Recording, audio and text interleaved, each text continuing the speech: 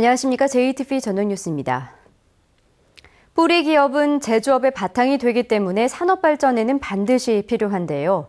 산업단지까지 만들어 기업을 유치하고 있지만 뿌리 기업은 전국의 1% 수준에 그치고 있습니다. 보도에 송창용 기자입니다. 김제 지평선 산업단지의 뿌리 기업 전용 구간입니다. 전체 40만 제곱미터 가운데 14%인 5만 7천 제곱미터만 분양됐습니다. 입주한 기업은 주조 분야에 2곳밖에 되지 않습니다. 2013년 5월을 마지막으로 더 이상 들어오지 않고 있습니다.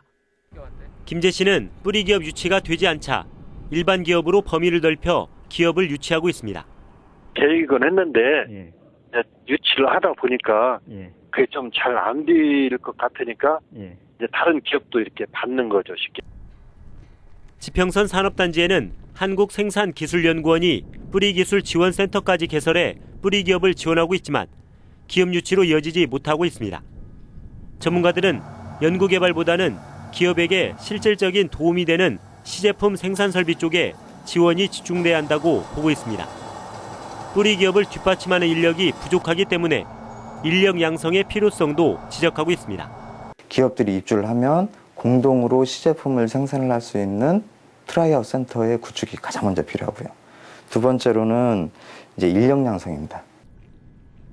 전북의 뿌리 기업은 29개로 전국의 1.2%밖에 되지 않아 뿌리 기업의 시제품 생산, 기술 인력 양성 등에 대한 지속적인 투자가 뒤따라야 할 것으로 보입니다. JTB 뉴스 송창용입니다.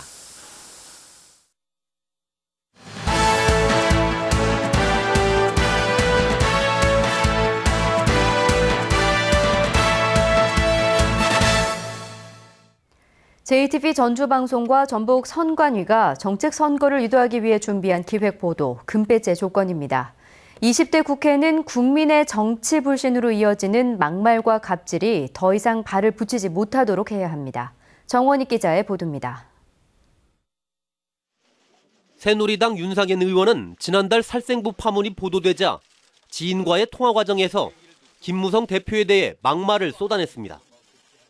김 대표를 속간해서 공천에서 떨어뜨려야 한다며 비속어가 섞인 폭언으로 파문을 일으켰습니다.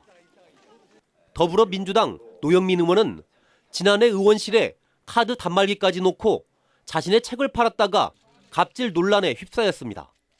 노 의원의 출판 기념회에서는 석탄공사 등 피감기관 대여섯 곳이 수백만 원어치 책을 사갔습니다.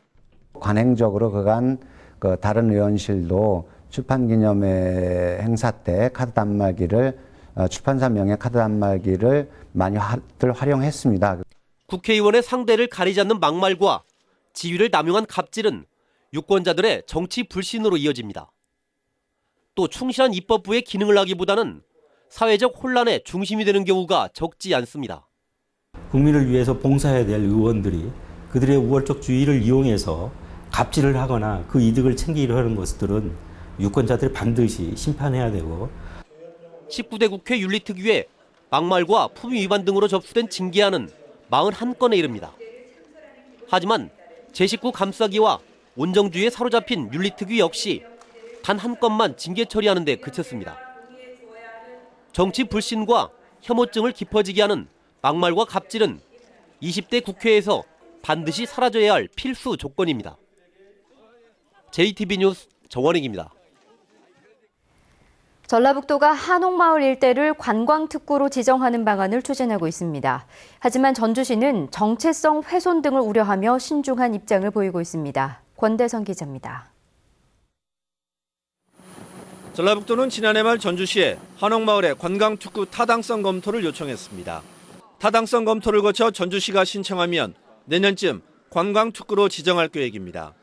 관광특구로 지정되면 음식점의 5개 영업이 허용되는 등 각종 규제가 완화됩니다. 관광 기반 시설을 갖추는데 정부 예산을 지원받을 수 있습니다. 전주시 의회에서도 올해 안에 특구 지정을 신청하는 등 관광특구 지정을 서두르자는 주장이 나왔습니다.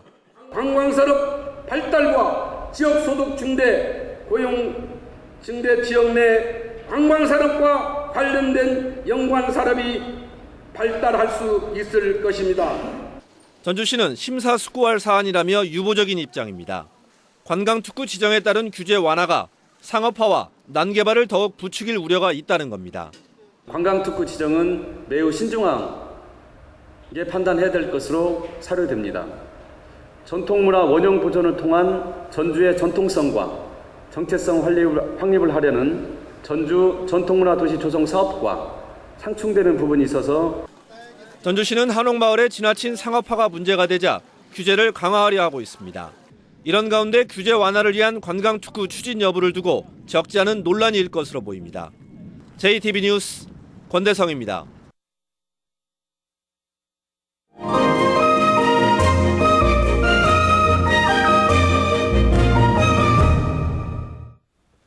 사라져가는 예인들을 기록한 사진전이 열립니다.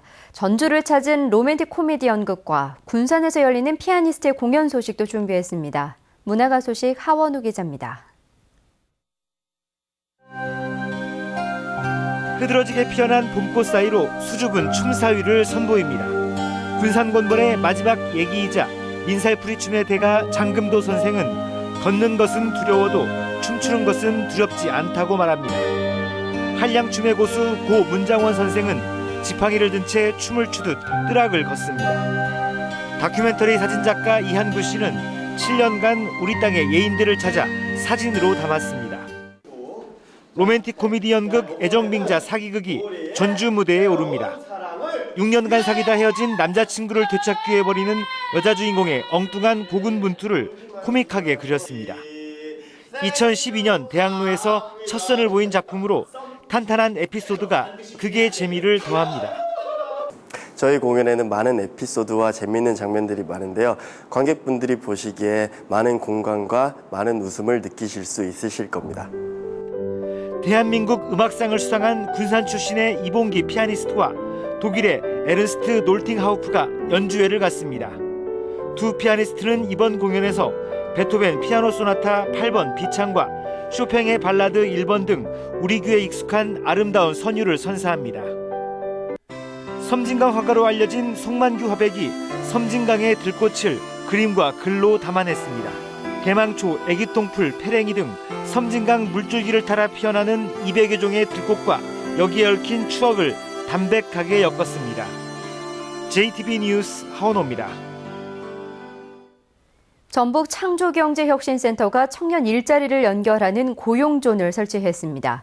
고용존에서는 일자리를 찾거나 이직을 원하는 구직자에게 기업을 연결해주고 창업을 생각하는 청년에게는 창업 아카데미 등 창업과 관련한 교육을 하게 됩니다.